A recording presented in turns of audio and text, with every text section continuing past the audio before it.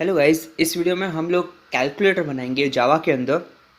अगर तुम लोग ने मेरे पहले के जावा के वीडियोस देखे हों या तो तुम लोग को ये सारे के सारे टॉपिक्स आते हो तो तुम लोग ये वाला वीडियो आराम से समझ जाओगे।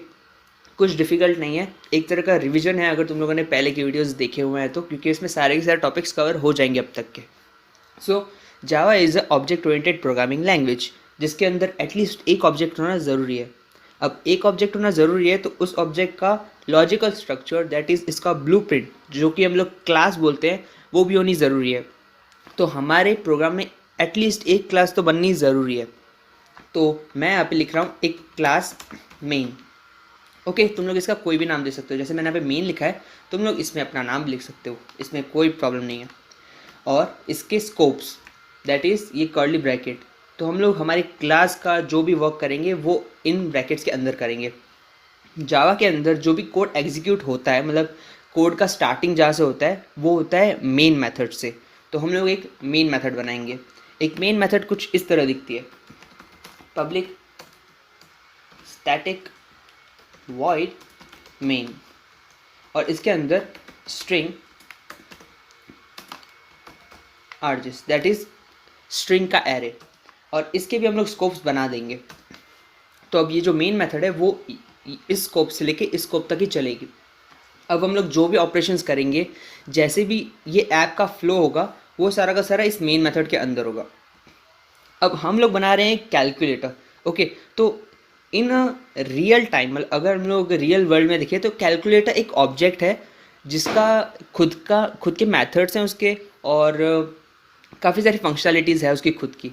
तो इसी तरह हम लोग इसमें भी हमारी एक कैलकुलेटर की क्लास बनाएंगे। So let's create class calculator, मतलब एक तरह से हम लोग कैलकुलेटर का ब्लूप्रिंट बना रहे हैं यहाँ पे। इसके भी स्कोप्स मैंने डिफाइन कर दिए। अब कैलकुलेटर के अंदर कौन से फंक्शनलिटीज़ होती है, अब हम लोग यहाँ पे सारी की सारी फंक्शनलिटीज़ तो नहीं बनाएंगे, हम लोग बेसिक जो चार होती है वही बनाएंगे, that is add, subtraction, division and multiplication. तो मैं यहाँ पे एक मेथड डिफाइन करता हूँ। मेथड को डिफाइन करने के लिए सबसे पहले हमें उसका विजिबिलिटी क्या होगा वो दिखाएंगे। तो मैं यहाँ पे पब्लिक लिख रहा हूँ, मतलब कोई भी उसे एक्सेस कर सकता है, पब्लिक। उसके बाद उसका रिटर्न टाइप, अब हम लोग अब ऐड कर रहे हैं तो वो नंबर होगा। ओके, एंड हम लोगों ने डेटा टाइप्स वाली वीडियो में देखा था कि अगर हम लोग नंबर्स के साथ चीज़ें कर रहे हैं तो हम लोग यूज़ करते हैं इंटीजर, दैट इज़ इंट। तो मैं लिखूँगा public int, that is a return type. और अभी हमारे फंक्शन का नाम, दैट इज़ सबसे पहला मैं फंक्शन बना रहा हूँ ऐड, और इसके अंदर हम लोग ब्रैकेट्स डाल देंगे। अब इन ब्रैकेट्स के अंदर हम लोग आर्ग्यूमेंट लेंगे, मतलब चलो हम लोग इस पर बात पे आते हैं। अब इसके भी हम लोग स्कोप्स बना देंगे, और यहाँ पे हमने इंट लिखा हुआ है, इसका मतलब ये कुछ ना कुछ रिटर्न करने वाला है बाहर से। ये रिटर्न टाइप है, जैसा कि हमने हमारे मेथड वाली वीडियो में देखा था। तो ये कुछ ना कुछ तो रिटर्न करेगा ही।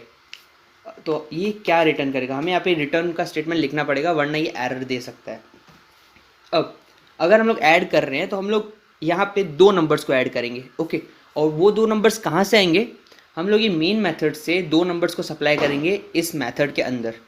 तो इसके लिए हमारी जो ये आर्ग्यूमेंट है, इस राउंड ब्रैकेट्स के अंदर हमें उस आर्ग्यूमेंट को लिखना पड़ेगा। मैं यहाँ पे लिख रहा हूँ इंट ए कॉमा इंट बी, मतलब हम लोग जब ये मेथड को कॉल करेंगे तब हमें इसमें दो पैरामीटर्स डालने पड़ेंगे, मतलब दो इंटीजर वेरिएबल्स डालने पड़ेंगे। और फिर क्या होगा, हम लोग इसके अंदर फॉर योर ईज यहाँ पे मैं लिख रहा हूँ int c equals to a plus b, मतलब ये जो ऊपर हमने डिक्लेयर किया ए और बी, इसको हम लोग ऐड करेंगे और उसे सी के अंदर स्टोर कर देंगे। और यहाँ पे मैं रिटर्न कर दूंगा सी को। अब क्लियरली डिफाइंड होगा, थोड़ा आगे जाएंगे तो। ओके, तो अभी मैं सिंपली यहाँ पे लिख देता हूँ हमारी मेन मेथड के अंदर इंट num1 इक्वल्स टू 5। अब ये है हमारा num1, मतलब नंबर 1 है जो कि ये 5, और यहाँ पे इंट num2 इक्वल्स टू 2। मैंने ये रैंडमली कोई भी नंबर्स ले लिए हैं, ठीक है। और मैं यहाँ पे तीसरी लाइन में लिखूँगा इंट ऐड, मतलब ये एक और वेरिएबल है जो कि होगा हमारे कैलकुलेटर की ऐड का ऑपरेशन वाला चीज़। तो सबसे पहले मुझे इसे यूज़ करने के लिए, इस ऐड मेथड को यूज़ करने के लिए इसका एक ऑब्जेक्ट बनाना पड़ेगा हमारे कैलकुलेटर का। तो मैं यहाँ पे क्या करूँगा, calculator cal equals to new calculator. ठीक है, ये होता है एक क्लास में से उसका ऑब्जेक्ट डिफाइन करने का सिंटैक्स जो हमने देख लिया है। तो यहाँ पे मैंने एक कैल करके ऑब्जेक्ट बनाया जो कि हमारे कैलकुलेटर का है। तो अभी हमें कोई भी फंक्शनैलिटी या कोई भी वेरिएबल यूज़ करना होगा इस कैलकुलेटर क्लास का, तो वो हम लोग इस कैल के ऑब्जेक्ट के थ्रू कर सकते हैं। अब मुझे अगर इन दो नंबर्स को ऐड करना है तो, और ये जो ऐड मेथड है उसे यूज़ करना है, तो मैं सिंपली यहाँ पे लिख सकता हूँ कैल डॉट, सबसे पहले आ गया ऐड, तो मैं यहाँ पे ऐड राउंड ब्रैकेट्स और उसके अंदर मुझे 2 आर्ग्यूमेंट्स पास करनी पड़ेगी। ठीक है, यहाँ पे एरर आ रहा है क्योंकि मैंने 2 आर्ग्यूमेंट्स पास नहीं किया और यहाँ पे बता रहा है इंट ए और बी डालना पड़ेगा। तो मैं सिंपली यहाँ पे num1 और num2 डाल दूंगा और ख़त्म। ठीक है, और अब सिंपली मैं system dot out dot println के थ्रू मेरा जो ऐड वेरिएबल है उसे प्रिंट करवा दूंगा। अब मैं इसे एक बार एग्जीक्यूट करके देखता हूँ। तो ये बिल्ड हो रहा है, ये आउटपुट नहीं आया अभी तक, और ये आउटपुट आ गया है जो कि आया है 7। तो यहाँ पे 5 है और यहाँ पे 2 है, और इन दोनों को जब हमने ऐड किया इस ऐड वाले मेथड के थ्रू तो हमें 7 मिला। अब यहाँ पे ना मैं तुम्हें बताऊँ तो यहाँ पे मुझे इंट सी लेने की भी ज़रूरत नहीं है। यहाँ पे मैं इंट सी को हटा के यहाँ पे सिंपली ये रिटर्न जो है यहाँ पे मैं a प्लस बी कर दूंगा ना, तो भी ये सेम आउटपुट ही आएगा। एक और बार तुम्हें रन करके बता देता हूँ। सो हम लोग को बहुत सारे वेरिएबल्स बनाने की भी ज़रूरत नहीं है, जहाँ पे वेरिएबल्स एसेंशियल हो वहाँ पे ही बनाना चाहिए। अगर हमारा ऐसे ही रिटर्न से काम हो जाता है जैसे तुम लोग देख सकते हो, तो हमें उसका वेरिएबल बनाने की ज़रूरत नहीं है।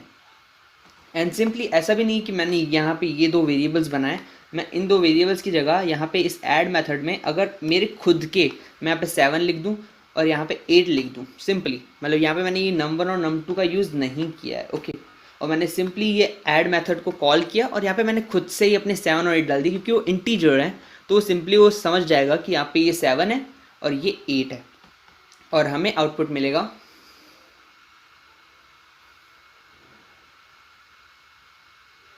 15, क्योंकि 7 + 8 15 होता है। तो ये है सिर्फ एक एडिशन ऑपरेशन। ठीक है, और इसी तरह हम लोग ये एडिशन तुम लोगों ने देख लिया कितना सिंपल सा है। इसे ही मैं कॉपी कर देता हूँ, इसी के नीचे मैं पेस्ट कर देता हूँ और यहाँ पे मैं लिख देता हूँ सब। मैं यहाँ पे थोड़ा फास्ट फॉरवर्ड हो जाऊँगा यहाँ से, और यहाँ पे क्या करना है, return a minus b. Simply यहाँ पे एक और बनाऊँगा जिसे मैं लिखूँगा मल, दैट इज़ मल्टीप्लिकेशन। यहाँ पे मैं इसे मल्टीप्लाई करूँगा एंड इसके नीचे मैं इसे डिवाइड का चौथा फंक्शन भी बना दूँगा। तो यहाँ पे आएगा डिवीजन, सिंपल। और यहाँ पे मैं सारी की सारी चीज़ों को कॉल कर सकता हूँ मेरे हिसाब से। अगर मुझे वेरिएबल भी बनाना है तो मैं वेरिएबल भी बना सकता हूँ, और अगर मैं डायरेक्टली चाहूँ तो डायरेक्टली भी लिख सकता हूँ और इसे प्रिंट करवा सकता हूँ। अब अगर तुम लोग चाहो तो ये तुम लोग खुद से लिख रहे हो, इससे अच्छा तुम लोग इसे यूज़र डिफाइन भी कर सकते हो, मतलब यूज़र से भी तुम लोग चाहो तो ले सकते हो।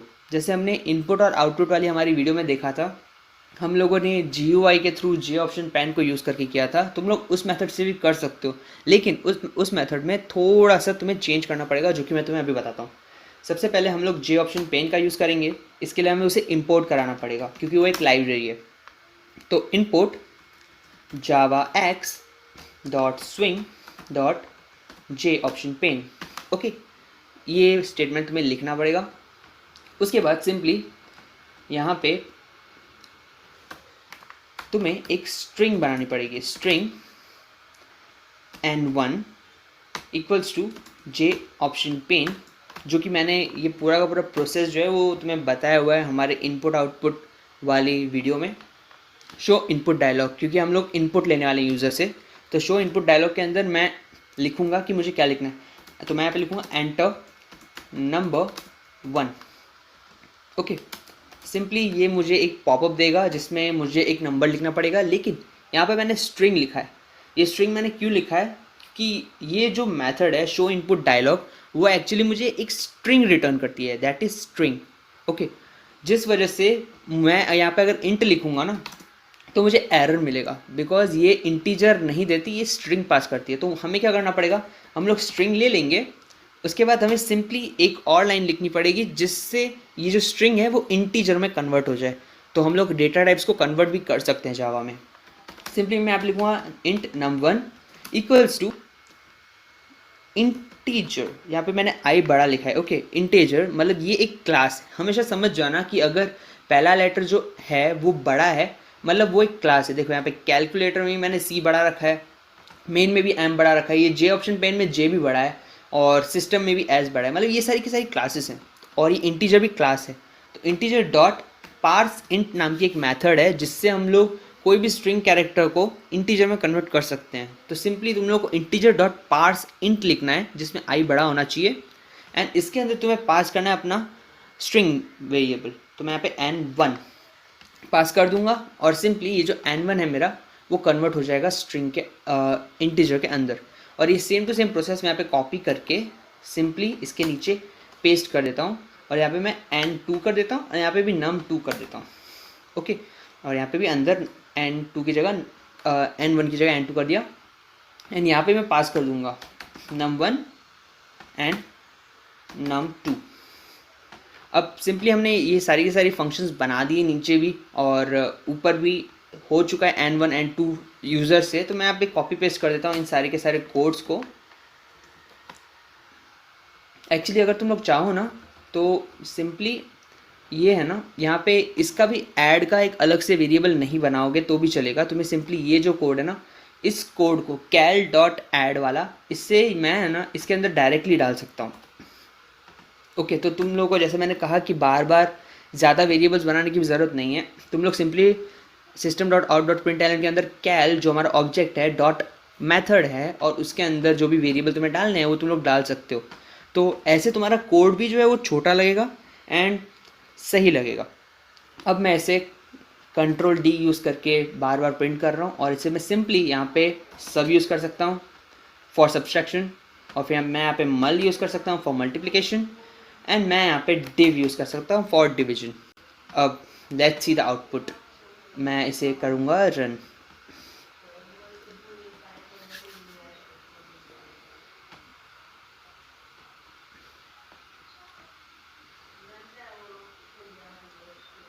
सो सबसे पहले मेरा यहाँ पे इनपुट के लिए आया एंटर num1, तो मैं यहाँ पे लिखूँगा 5।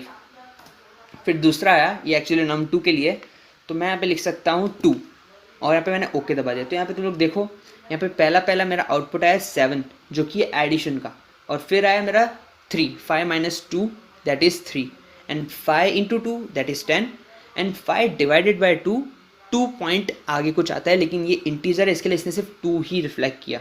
सो इस तरह से तुम लोग अपने कैलकुलेटर के ऑपरेशंस बना सकते हो। इवन तुम लोग इसमें क्या कर सकते हो, तुम लोग इसमें स्विच केस यूज़ कर सकते हो। वेल तुम लोगों ने इफ़ स्टेटमेंट तो यूज़ किया ही होगा ना, तो इफ़ स्टेटमेंट का एक रिप्लेसमेंट होता है स्विच केस, वो भी मैं तुम्हें बताता हूँ इस वाली वीडियो में, कि अगर हम लोग यहाँ पे एक और चीज़ उनसे पूछ सकते हैं हमारे यूज़र से कि तुम्हें एक्शन बताना है, मतलब तुम्हें एडिशन करना है, तुम्हें सब्सट्रैक्शन करना है। अभी हमने सारे के सारे बताए, लेकिन अभी तो हम लोग उनसे ये भी पूछ सकते हैं तुम्हें एडिशन करना है कि सब्सट्रैक्शन करना है। तो मैं यहाँ पे सिंपली उनसे उनका एक्शन पूछूंगा जे ऑप्शन पेन के through, J option pane dot show input dialog enter action, और यहाँ पे मैं 2 कर देता हूँ क्योंकि ये सही नहीं लग रहा था। Enter action. अब यहाँ पे क्या होगा, वो सामने जो इंसान है वो हमें एक एक्शन देगा, मतलब अगर उसे सब्सट्रैक्शन करना है, अगर उसे मल्टीप्लिकेशन करना है, जो भी करना है वो हमें बताएगा, प्लस माइनस डिवीजन या कुछ भी। तो मैं तुम्हें स्विच केस का एक सिंटैक्स बता देता हूँ। स्विच एक जैसे इफ़ स्टेटमेंट है, इफ़ में हम लोग एक कंडीशन डालते हैं ना, वैसे ही स्विच है, और स्विच के अंदर हम लोग राउंड ब्रैकेट्स के अंदर एक वेरिएबल डालेंगे जिस वेरिएबल को हमको चेक करना है, और उसके बाद उसके स्कोप्स, एंड सिंपली स्कोप्स के अंदर हम लोग लिख सकते हैं केस। ठीक है, ये केस भी एक सिंटैक्स ही है इसका, केस लिखना है, और केस 1, फिर उसके अंदर तुम्हें जो भी स्टेटमेंट लिखना है वो, और फिर केस 2, लास्ट में ब्रेक लिखना मत भूलना, एक्चुअली यहाँ पे ब्रेक लिखना पड़ता है, केस 2, एंड ऐसे ही जितने भी केस हों। अब सिंपली अगर मैं इसका एग्जांपल दूं तो अगर स्विच है, स्विच के अंदर हमने ए लिखा है, एक वेरिएबल है हमारा ए करके, और वो इंटीजर वेरिएबल है। तो अगर मैं यहाँ पे केस 23 लिखूंगा तो अगर हमारा जो ए है वो 23 होगा ना, तो इसके अंदर जो भी चीज़ है वो एग्जीक्यूट होगी। जैसे हम लोग ये सेम चीज़ करते थे इफ़ के अंदर, इफ़ और इसमें a इक्वल्स टू 23 और फिर उसके अंदर वाली चीज़ एग्जीक्यूट हो जाती थी, वैसे ही इसमें भी यही होगा कि अगर केस 23 है तो वो एग्जीक्यूट हो जाएगा। तो सिंपली हम लोग यहाँ पे भी ये स्विच स्टेटमेंट एग्जीक्यूट करेंगे। मैं यहाँ पे स्विच लिख रहा हूँ और यहाँ पे हमारे राउंड ब्रैकेट्स के अंदर मैं लिख रहा हूँ एक्शन, क्योंकि हमारे एक्शन के अंदर होगा कि क्या वो प्लस है, क्या वो माइनस है, क्या वो डिवीजन है या तो मल्टीप्लिकेशन। इसके स्कोप्स बना दिए। इस स्कोप के अंदर मैं लिखूँगा इंट केस जिसमें एक्शन जो है वो अगर प्लस हुआ तो क्या, यहाँ पे कॉलन यूज़ किया है मैंने। ओके, ये सेमी कॉलन नहीं, ये कॉलन है। इसके सिंटैक्स में भी मैंने यहाँ पे लिखा हुआ है ये कॉलन है, एक्चुअली यहाँ पे कॉलन यूज़ होगा। और इसके अंदर हम लोग लिखेंगे कि अगर एडिशन हुआ तो हमें क्या करना है। तो एडिशन हुआ तो यहाँ पे मैंने पहले से जो लिख रखा है, ये ऐड हुआ जो है वो यहाँ पे आएगा, तो ये सिंपली ये एग्जीक्यूट हो जाएगा। एक्चुअली कैलकुलेटर वाला भी हमें इसके ऊपर ही करना पड़ेगा, क्योंकि कैलकुलेटर का पहले हमें ऑब्जेक्ट बनाना है। तो सिंपली जैसे ही अगर एडिशन हुआ हमारे एक्शन में तो वो यही प्रिंट करेगा, दैट्स इट। उसके बाद हम लोग यहाँ पे एक ब्रेक स्टेटमेंट यूज़ कर देंगे। ब्रेक क्या करेगा, ब्रेक हमें इसके आगे एग्जीक्यूट नहीं करेगा, ये जो है ना हमारा स्कोप उसके बाहर लेकर जाएगा। ब्रेक इसलिए यूज़ होता है। और इसी तरह और भी केसेस जो हमारे हैं, यहाँ पे मैं लिख देता हूँ एक और केस जो कि होगा सब्सट्रैक्शन के लिए। उसमें हम लोग क्या करेंगे, सिंपली सब यूज़ करेंगे। और इसी तरह मल्टीप्लिकेशन और डिवीजन के लिए। लेकिन अब यहाँ पे एक और ट्विस्ट है, 1 मिनट रुकना, स्किप मत करना। यहाँ पे मैं मल्टीप्लिकेशन तो लिख देता हूँ और यहाँ पे डिवीजन लिख देता हूँ। यहाँ पे ब्रेक लिखना ज़रूरी है। ओके, पहले ही मैं तुम्हें बता दूँ, क्योंकि अगर तुम लोग ब्रेक नहीं लिखोगे तो वो इससे भी चेक करेगा और वापस से इससे भी चेक करेगा। इसलिए ब्रेक लिखना, क्योंकि अगर तुम लोग ब्रेक लिखोगे तो अगर उसने ये एग्जीक्यूट किया ना, उसके बाद वो सीधा बाहर चला जाएगा और चेक नहीं करेगा। लास्ट जो इसमें होगा ना वो होगा डिफ़ॉल्ट केस। अब फॉर एग्जांपल तुम लोगों ने इतने सारी चीज़ें लिखी लेकिन इसमें से कोई भी चीज़ मैच नहीं हो रही, तो जैसे एल्स होता था ना इफ एल्स में, वैसे ही एक डिफ़ॉल्ट होता है इसके अंदर, जिसमें हम लोग सिंपली लिखेंगे कि तुमने कोई गलत आर्ग्यूमेंट दी है हमें। ओके, तो मतलब कोई गलत इनवैलिड ऑपरेशन लिख दूंगा मैं यहाँ पे, इनवैलिड ऑपरेशन। ठीक है, तो एक बार इसे मैं एग्जीक्यूट कर देता हूँ, एक बार मैं देख लेता हूँ कि मैंने सब सही लिखा है ना। तो लेट्स एग्जीक्यूट दिस वन।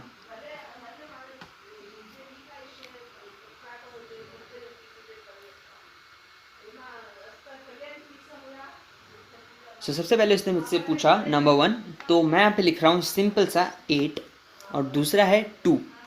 ठीक है, तो 8 और 2 लिखा मैंने। और अभी मुझसे पूछा एक्शन, तो अभी के लिए मैं प्लस लिख देता हूँ और ओके दबा देता हूँ। नाउ लेट्स सी, यहाँ पे इसने मुझे सिर्फ 10 दिया, मतलब मैंने क्या किया, उसको एडिशन करने को बोला, उसने मुझे एडिशन करके दिया। वापस से मैं अगर इसे एग्जीक्यूट करूँ तो अब मैं यहाँ पे लिख रहा हूँ 7 और 4 और अभी एक्शन पूछ रहा है तो मैं यहाँ पे मल्टीप्लिकेशन करता हूँ। ठीक है, मैंने यहाँ पे स्टार लिखा है, मतलब मल्टीप्लिकेशन। तो इसने 28 दिया, 7 4 28। और इसी तरह मतलब तुम लोग बोल सकते हो ये तुम्हारा कंप्लीट एक छोटा सा नॉर्मल सा कैलकुलेटर बन गया है, जिसके अंदर तुम लोग अपने नंबर्स भी डाल सकते हो और अपना एक्शन भी दे सकते हो। तो ये हो गया तुम्हारा पार्ट 1, जिसके अंदर तुम लोग सिंपली अपना एक कैलकुलेटर बना सकते हो। लेकिन लेट मी टेल यू कि यही सिर्फ एक मेथड नहीं है कैलकुलेटर बनाने की। ओके, तुम लोग और भी अपना अलग अलग लॉजिक यूज़ करके कैलकुलेटर बना सकते हो। जैसे कि मैंने यहाँ पे इंट 1 यहाँ पे लिखा है, इंट 2 यहाँ पे लिखा है, तुम लोग सिंपली वो इंटीजर इस कैलकुलेटर के अंदर भी लिख सकते थे।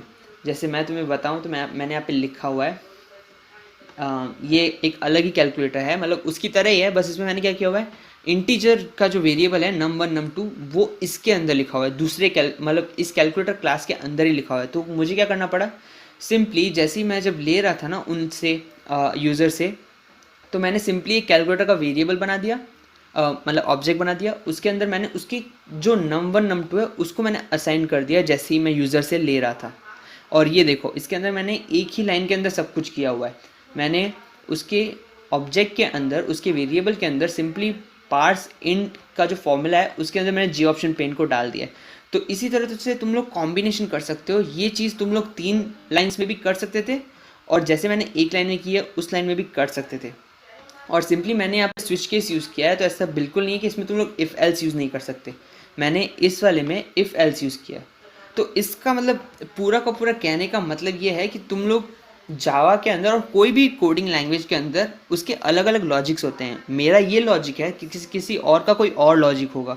तो ये तुम्हारे लॉजिक के ऊपर है कि तुम्हें कौन सी चीज़ ज़्यादा ईजी लगती है करने के लिए। तो तुम्हें अभी जैसे ही तुम लोग कोडिंग सीख रहे हो, आगे जाके तुम्हें लॉजिक बिल्डिंग भी करना पड़ेगा, और जितना अच्छा लॉजिक उतनी अच्छी सैलरीज एंड ऑल होती रहती है कोडिंग के अंदर। तो सिंपली आई होप कि तुम लोगों को अभी कैलकुलेटर बनाना आ चुका हो, और इसी तरह तुम लोग और भी चीज़ें कर सकते हो। जैसे अभी तुम्हें इफ़ एल्स तक आता है, आगे तुम लोग लूप्स में जाओगे, लेकिन तब तक तुम लोग बहुत सारी और ऐप्स बना सकते हो। जैसे if a person is eligible to vote, तो उसमें तुम लोग सिंपली यूज़र से उसकी एज पूछ सकते हो, और उस एज को तुम लोग कंपेयर कर सकते हो कि क्या वो एज 18 के ऊपर है या नहीं। अगर नहीं है तो उसको बोल सकते हो कि नहीं, तुम लोग वोटिंग के लिए नहीं हो। और अगर वो 18 के ऊपर है तो उसे बोल सकते हो yes you can vote. Okay, तो ऐसे ही तुम लोग अलग अलग एप्लीकेशंस अभी प्रैक्टिस कर सकते हो, और जितनी अच्छी प्रैक्टिस करोगे, जितना अपना लॉजिक बिल्ड करोगे, उतना ही अच्छा कोडिंग में बन पाओगे। So thanks for watching this video.